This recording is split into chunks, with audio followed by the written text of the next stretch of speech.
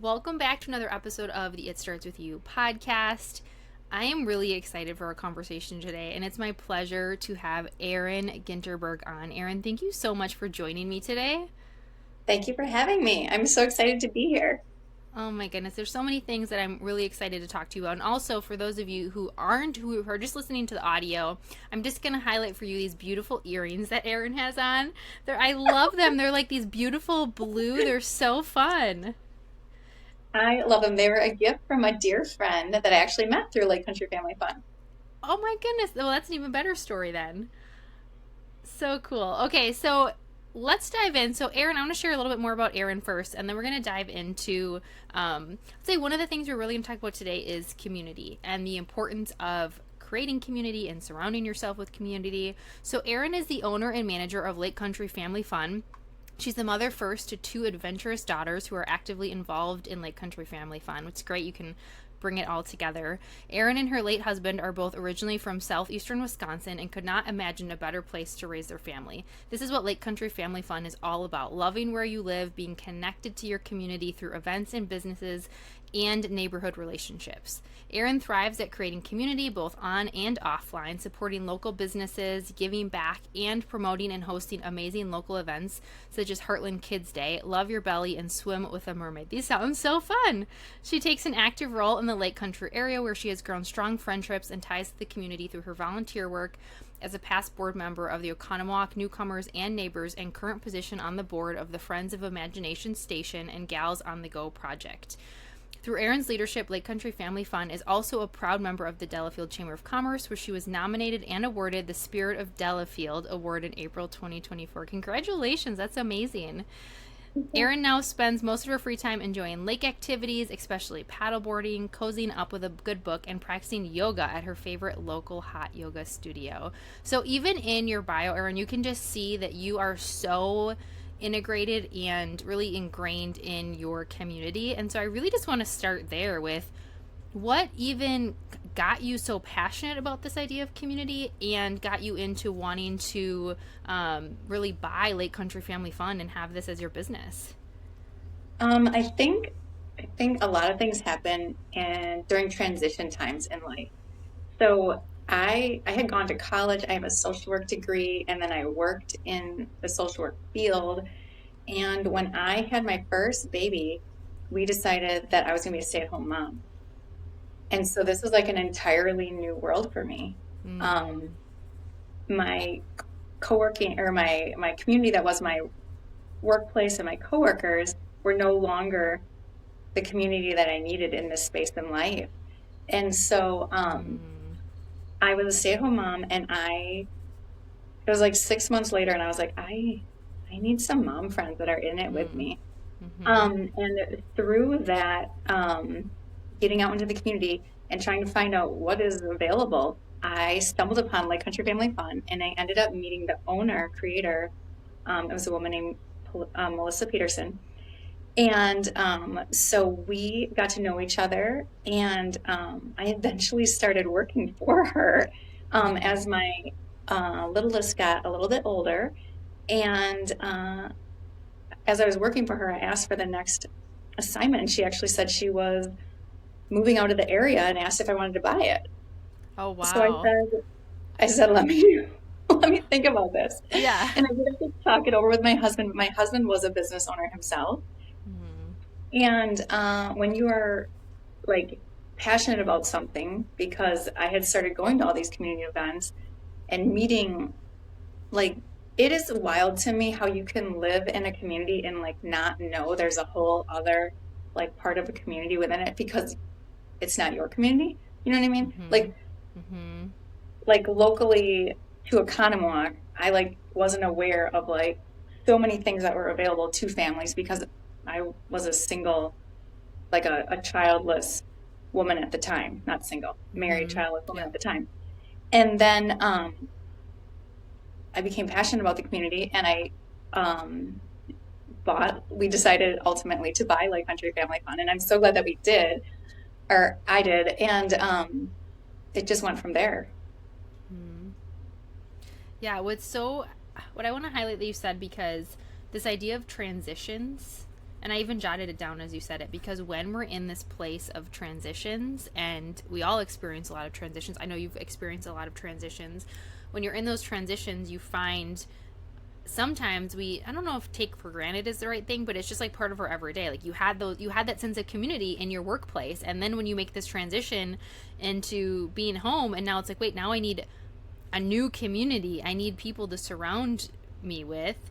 And I think we sometimes underestimate the importance of that until you feel like you don't have it. Mhm. Yes. And in like transition, the sense of community is just, I think, a natural need for most people. You want to feel like you belong, you want to feel connected, whether that is to like a hobby or people that Mm-hmm. share a hobby or people that live in a geographical area or people that are in the same stage of life that you are. And Lake Country Family Fun has kind of allowed me to create community with people that were at the same stage of life that I was, Mm-hmm. but then also were like, they were like, as I got farther along and I had my community, I was able to help people who were me. Mm-hmm. You know what I'm saying? And who Yeah, were like, looking for that community. People that were new to the area, people that were, again, like first time parents, or even just, adding a child to your family. Like, what else is available? What can I do? And just making sure that you know what's going on. And communities are more successful, like a city, for example, instance, is more mm-hmm. successful when the families are connected to it and have ownership in it. Mm-hmm. When you know about community events and you can go to them and you feel like you're a part of them and you feel like you belong here. Mm-hmm. So Mm-hmm. I want people to feel that, because it doesn't, like, no one feels good when you feel left out or when you don't feel connected or you live in a city, whether it's like to your city community or to like your stage of life community. Like, you want to feel like you belong. Mm-hmm. That's so interesting too, because I feel like, and even having this is why I love having a podcast. I love having guests, because as you're talking, I'm going, gosh, I feel like I have way more of an opportunity to like make more community where I am. And I've heard people say the expression like grow where you're planted. And I think oftentimes we have this like wanderlust desire to go explore all these other, like, think if we take a trip or you travel, you're like, oh, I want to go try that restaurant in that town, and I want to go check out all the shops. But I feel like we really miss that, like doing that in our own hometown. So I'm literally noting down like there are so many things I could do in my own community. So what have you seen? Because you're saying like it helps, making people feel like they belong, and when people are in, yeah, families, like what are some of the things that you experienced, Erin, when you started to really hone in on the community, and what do you see as a big benefit for those that, you know are coming to those activities and who are really ingraining themselves, like what are they really getting out of being part of this community? I think you take ownership, and that it Mm, becomes like your community. Not like it's that community or I'm going to that, but it's like I'm going to my city holiday parade or my whatever it is. mm-hmm. Or I'm going to my library because that's where story time is, and that's where I've met all these moms that are doing the same, that are in the same stage of life as me. And you get this belonging, or because locally to like, we're called Lake Country Family Fun because we're filled Mm-hmm. with lakes, right? There's so many lakes around here. Like, that you can be like, this is my beach. This is where I go. Mm, And you have a little ownership in it. And you meet people and families that are like, yes, like this is the lifestyle we're going to have. We're going to do city beach mm-hmm. swimming lessons, or we're going to make that be our Sunday evening summer activity where we go to the beach or we do the Fowler Lake walk. And if your listeners are listening from far away, they won't know what I'm talking about, but I'm sure they have something very similar Their thing, yeah. in their community. And something that I've really liked to, something that's been super fun for me, is it's kind of like being a tourist in your own town. Yeah, And yeah, it that's what is I'm like, we could do that. because sometimes you do, like you were saying, you take for granted that such and such is here or whatever. Mm-hmm. But to really experience that and to know, um, to know a little bit about the history. Again, it just helps you to take ownership and feel this connection and belonging to Mm-hmm. where you live and to the people that live where you live, because it's really about the people. Mm-hmm.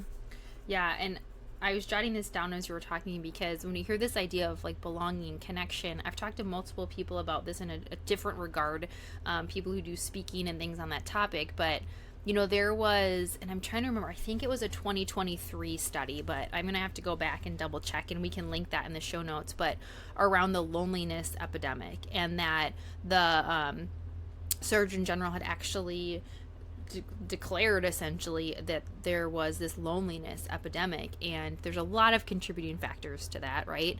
But people feeling more disconnected than ever, right? Social media and obviously things that are going on. And so when I'm hearing you talk about people creating that community and finding connection and finding belonging, when we have people doing that, we see a ripple effect into, I mean, just like so many. You think of family life, your own like health and well-being, even how people are engaged in their work, right? When they have this sense of connection and belonging, so it has such a bigger impact than I think we even think sometimes. Like, oh, I'm just going to go to my parade, or I'm going to go check out these events in my community. But you realize that that contributes to people's happiness, and that has this huge ripple effect.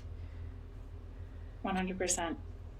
And even, shopping locally and getting, you don't have to like know all like downtown business boutique or restaurant owners' names or anything, but just to be aware of like how those businesses are such a staple in a city community Mm-hmm. setting, and you can make that part of your personal community of, again, like I was saying, like this is like once a we're going to meet once a month for dinner with girlfriends that are part of my Mm-hmm. community or mom friends, and then we'll meet at this place, and it just creates that belonging, and it's like investing in your community. So that's what I really like. Mm-hmm. I get to go to places, I get to go to businesses, and I get to, you know, tour them or get a sneak peek and share that back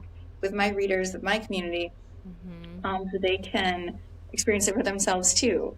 When they see my girls and I checking out a local new kids night at a local restaurant, they're like, "Oh, I didn't even know that restaurant like was really family friendly." Or, Mm-hmm. but look, they do Wednesday night kids meals. Like, then people are like, "Oh, like this is something to try. This is a way for me to invest in my community." Um, Mm-hmm. and I want to see people succeed too. Like I was a cheerleader in high school. So you got So that like hoorah, everybody go, yeah. I just Mm-hmm. am naturally, my personality is naturally a cheerleader. Like I want to see Mm-hmm. people succeed. I want to see other people succeed. And I just love partnering with them and then Mm-hmm. you know, watching them grow and bloom. Mm-hmm. And even, I mean, I don't know if you experience this, but like we're small business owners, right? And so when you run your own small business, you see the importance. I mean, I think of an even bigger word than importance, but like it's crucial that you have people supporting you as a small business owner. It's hard. And so I know that from like the moment I started my business and like every year after, it became more and more and more important to support other small business owners. And I found myself like wanting to buy, presents or go to events or things like that for small business owners, because I'm like, wow, this is such a hard thing. This is such a hard thing, getting a business to get up and running and Mhm. continue.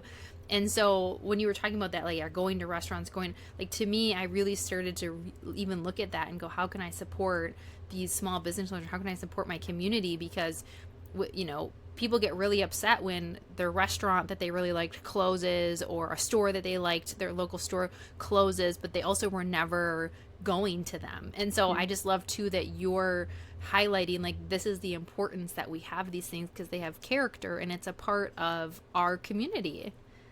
It is. It is. So important. So all of Definitely you crucial. listen, I mean, this episode's going to be coming out after the holidays, but hey, for all of your future shopping needs, shop local. So Erin, I also want to talk a bit about, obviously, so you bought this business and having this community, and you've been through transitions of parenthood, and I know you obviously had a huge life transition when you lost your husband. So to the extent you're comfortable, I just want to share a little bit for the listeners, because on the podcast, we hear people's stories all the time of different things and how they've navigated things. And when I think about community and the importance of community, man, when else would you need it more than when you have something so tragic happen to you? So to the extent, again, you feel comfortable, would you be willing to share a little bit about the experience with losing your husband, and how you, having created this kind of foundation of community, helped support you through it? Yes. I had spent years building a community around myself and my family. We were surrounded by local families and that we hung out with, that we went to all these fun activities with, that were in our house, that we were at their house, at their, birthday parties and whatnot. And I cannot stress enough how much having that community was necessary when tragedy hit my family. When he died in a tragic accident, so I had a sheriff come to my front door very late at night to tell me that my husband had died. And I a lot of it, like I wrote down a lot of stuff in the moment so I wouldn't forget, because it does become a blur. Mm-hmm. But I do remember sending a text message to Stephanie, the woman that is like my right hand in my business, and I was like, "Can you take over like Country Family Fun because Brandon died?" Like it was blunt. Like Yeah. that was like literally what it said. Because and and I don't even think I responded when she like wrote back like what, and of course, and then I don't even think I responded to her because that was too much. But Yeah. the community was essential. Like everybody stepped up, and I mean, like again, cannot stress how important community is, because if had I not built a community, like I don't know what I would have done. I Mm-hmm. don't know what I would have done, because I don't know how my business would have continued to run um, without Stephanie stepping up. Actually, these are from a dear friend who stepped up and like took over the Lake Country Family Fun Instagram for a month. Mm. Um, and I also run a women's networking group talking about like moving things from online to in person. And I couldn't go to the next two. Like I just wasn't ready to be in front of people to be Yeah. at these in-person events. And so everybody pivoted and jumped in, and one of them was a panel where four women in business, like they're like, we're still going to have this event, but it's going to be like a panel setting. And they like, my community showed up. It showed up um, in my darkest time. Mm-hmm. Thank you. I mean, thank you for sharing that. And yeah, it's first of all, I can't even begin to imagine what that must have felt like. And also, again, that's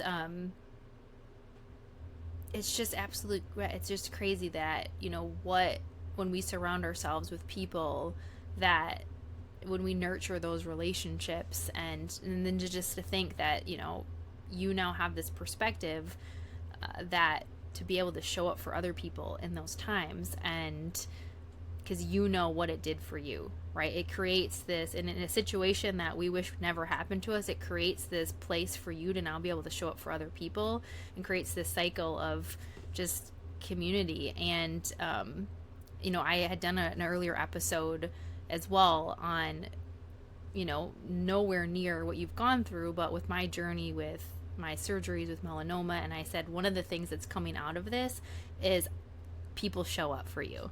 And so it just made me think of that, because it's like, if anything, like if we have to look and see, I don't think there's a reason for everything to happen. I think that diminishes these traumatic things that happen. But I think when we look, we can find these little nuggets in there of something that we can take out of it. And that's one of the things that I said, is in those times, it's like, wow, these people just come. I mean, making food and checking in on you, and seeing how they can help, and you can just feel surrounded. And so the fact that you had created that community, how Erin, did your identity shift as a mom and a business owner, and how did you even go about finding your new identity while still, because you run a business that you show up for people, like you're creating community, and it's almost like you're trying to connect people, and how do you even do that when you're going through this whole transition?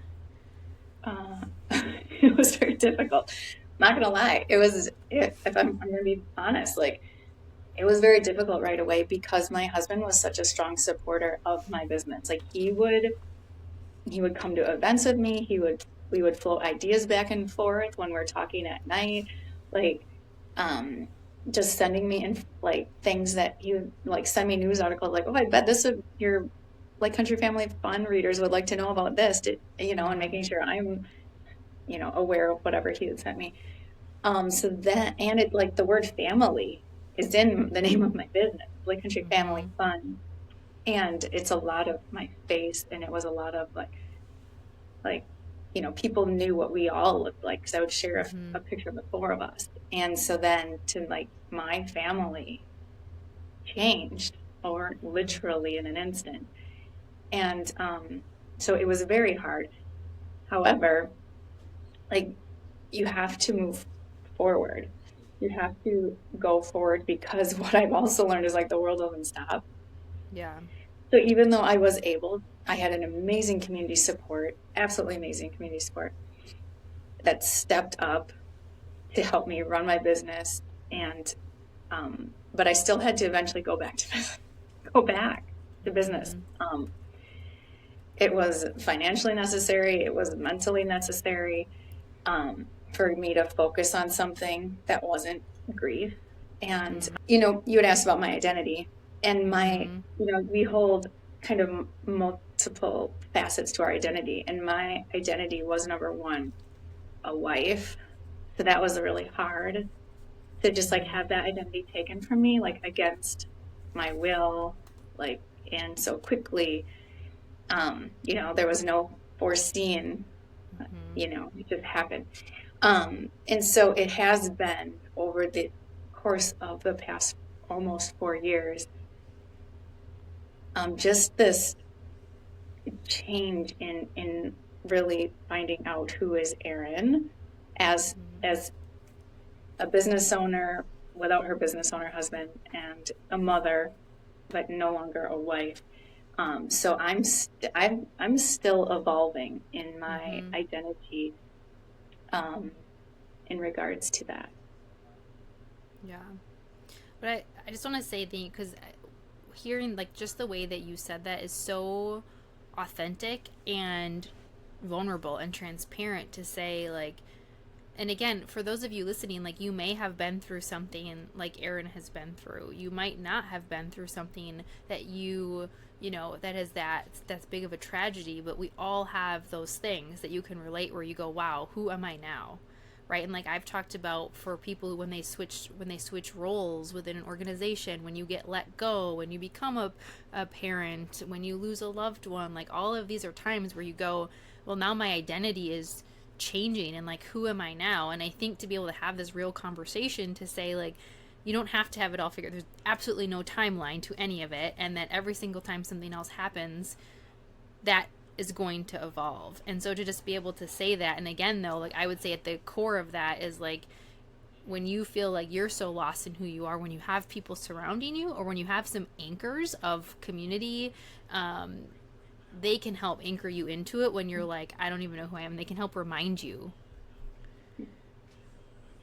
Yes, and So, that is so important to remind. I had so many reminders that you can still do this. You'll be walking, I had multiple friends who were like, you'll be walking on stage one day telling your story.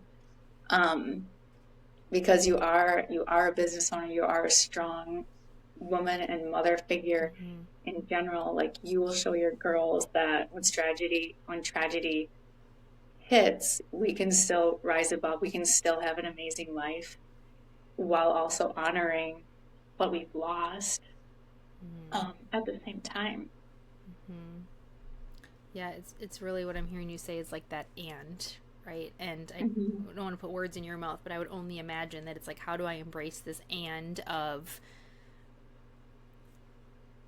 honoring and loving and caring for that person, that thing that we lost, and also being able to evolve and like be in that space and navigate what that looks like. And so if someone's listening, Erin, who, whether again they've had something like this happen or just in general, like they're just feeling this sense of like, I want to find community. What are some things that you would recommend? Because I know you also, so obviously you create community, you know, in person, but I know you also mentioned that like taking people from sort of this online to this in person. Because I saw a huge shift in that in the last few years. Like, you know, obviously with the pandemic, 2020, 2020, everyone's online. Then all of a sudden it's like people are feeling so disconnected. So now they want to get in person again.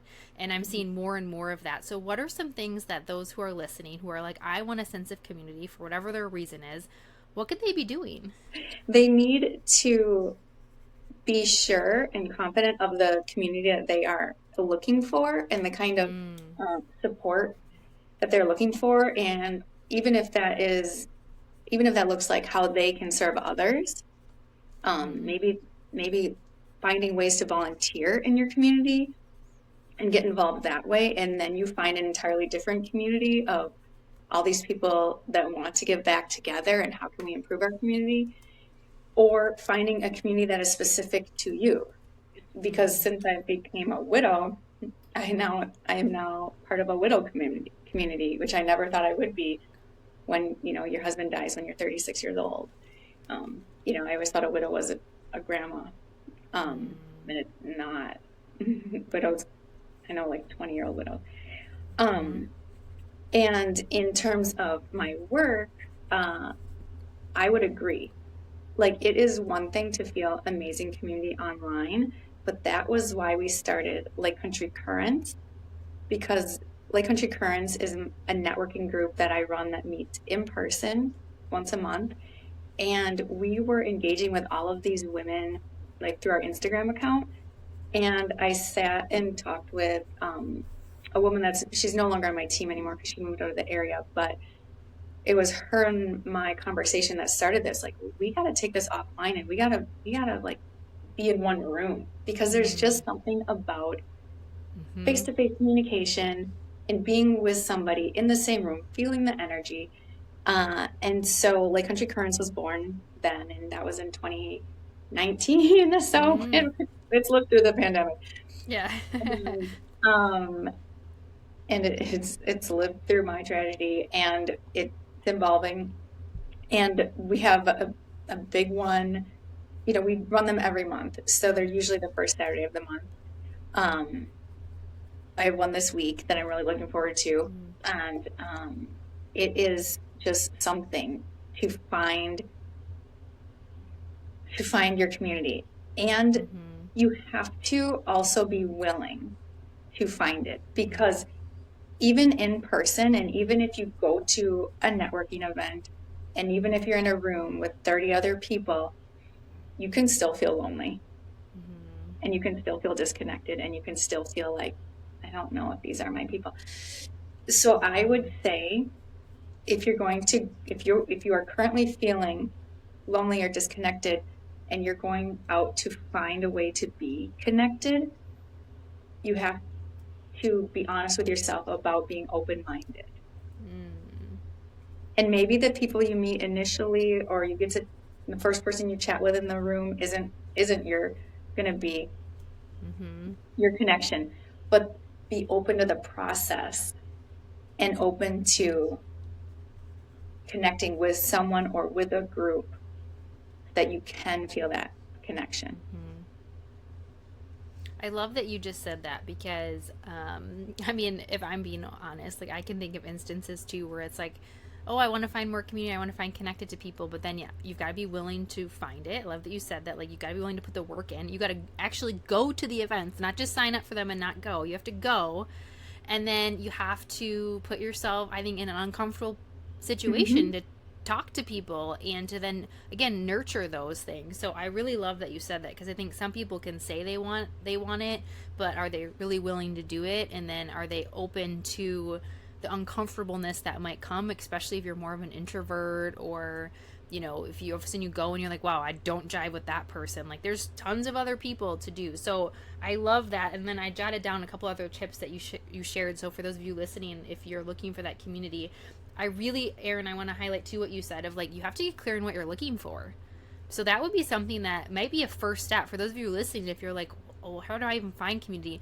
I think getting clear on what you're looking for, because there are, I will say, I think when you start to look, you're going to find a lot of opportunities. And then I also hear sometimes people say, well, now there's just like so many things and they're trying to go to all these things. So I love that you said that, like, you have to be clear on what you're looking for. And then I don't know what your thoughts on this, but I feel like it's like start small, like start with like a few like ones that you want to try instead of bombarding your calendar with events. I would agree. And also just because of the life that I've lived through, time is the commodity that you don't get back. You can probably always make more money. I mean, maybe not, but for the most part, we Mm-hmm. can always like make more money. But like you will never get time back. And so to really prioritize, I wouldn't, if it depends again which stage of life you're in. If you Mm-hmm. have the ability to fill up your calendar and if you weren't at those things, you'd be at home doing nothing. Like that's one thing. Mm-hmm. But if you are going to an event instead of having, you know, family time or working like in your business or on your business, Mm-hmm. like just really prioritize what what you want and making sure that it is worth your time to go as well. Um, Mm-hmm. because now I'm a widowed mother of two, and so I have to really Mm-hmm. prioritize like, is this is this connection worth me finding childcare? Like, Yeah. Yeah. um, is this going to come back and be valuable to my business? But at the same time, it will be because I am making sure that I'm showing up ready to do the work and realizing that Mm-hmm. connection is a two-way road. Mm-hmm. Like, don't walk in looking for connection and being like, nobody connected with me, Yeah. because you have to be willing to connect with those two, that you have to put an effort and other people put an Yeah. effort. And when you feel like it's mutual, like, oh, we really jive. I love like, tell me more about you. Mm-hmm. This is what I do. And then you can be like, wow, I think we could really help each other. I think we'd be great partners, whatever situation you're in, if it's in like a networking situation, or if it's when I'm thinking about my families that are utilizing like Country Family Fun, like, like for instance, if they use my events calendar to find something to do and they find a library story time on there and they're like, oh, this is where I want to be spending my time because it's important for me, for my kids to read. So I want to meet like-minded other Mm-hmm. moms that value this as well. Or I'm going to join this Montessori group because that is more like-minded for me. Or I'm going to go to Mm-hmm. this nature hike, this community nature hike, because that's important to me. So just to really prioritize, like, what kinds of connections are you looking for? Mm-hmm. Yeah, and you just said something. I was like, I want to ask like this last question, then we'll start to wrap up. But because you said something now and before that I really want to highlight. Like you said before, you're part of a community that you never thought you'd be a part of with being a widow. And so what came up for me when you said that is like at different stages of our life, we need to re-examine what communities we're a part of and realign communities. And then hand in hand with what you said, like time and being really mindful of how we're spending our time. And so I would imagine, you had to let go of certain things, certain communities or things that you were a part of before in that transition. So what did you do, and or what would you say to other people if they're like, I'm in this stage of life right now where that community, that space is no longer serving me and I need to like step away from it, and that can be really hard too. It can be, but I think again, being honest with yourself, and whether you're like a journaler or you more like rather to talk it out with somebody, but to ask yourself that exact question. Is this serving me? Like, is it bringing me Mm. joy? Is it making me feel connected? Is it filling my cup, or is it draining my cup? Um, Mm-hmm. and just because, and I think something that we're not always very good at, and I'm not even, not either speaking to myself, is that sometimes like things end and it's okay. It's okay Mm-hmm. because that served you very well. in that stage of life or in that situation, and you needed it and it was necessary and it was good and amazing, but now it needs to end. And that can be a good thing. It doesn't have to be a bad thing. Like some people, just think ending things is bad, but it doesn't have to be. It can be like that that was good. It's just like you graduate high school and you move on to the next stage of life, whatever that is. And it doesn't, like nobody says, oh, that high school is bad because I'm done with that now.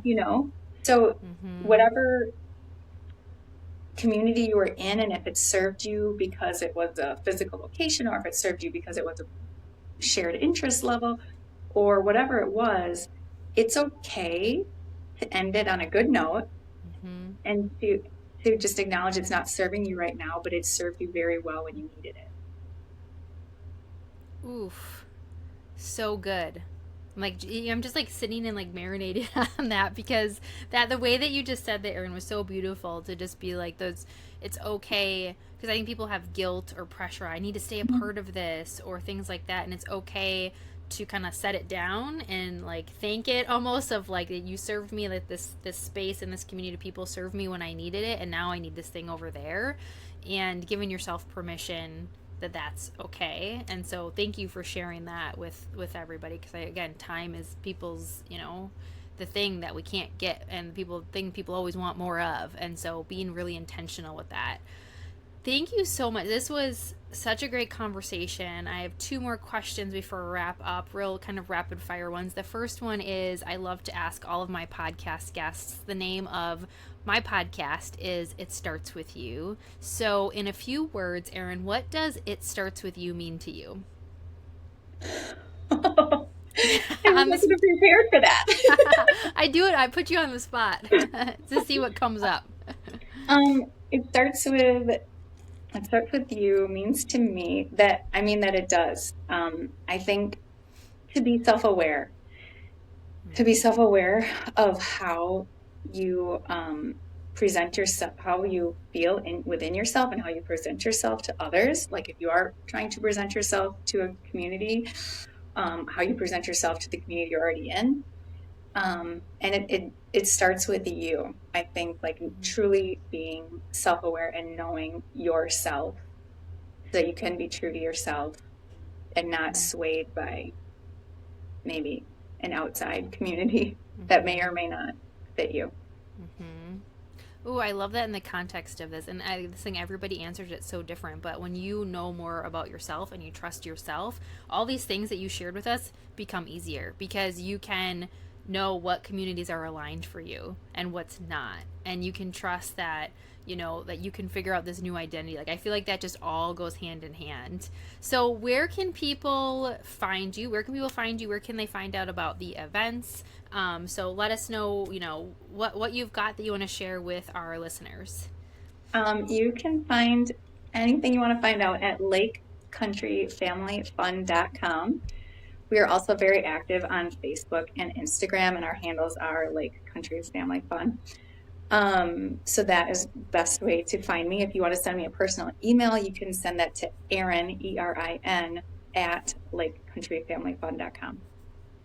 Amazing. And we'll make sure that we drop all of that in the show notes as well. And also, if you're local, especially we've got local listeners to this area, the Lake Country, was it Lake Country Currents with your events that you have? How do they find out? Is that on this website as well?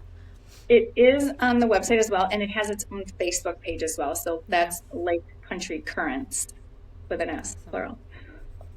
Amazing. Erin, thank you so much. This was such a beautiful conversation. I love that we were able to talk through the community. Thank you for being open to share your journey, because one of my strong beliefs is that when we have that courage to share those stories, we help activate something in someone else, whether they've lived through the same experience or something that kind of hit home for them, and we give them permission to share those things as well. So thank you so much. Those of you listening, please, please, please give some love to this episode. Make sure that you reach out to Erin. Let her know, she took her time to share with us. So reach out and let her know what landed for you, and share this out so that other people can listen as well. Thanks, everybody.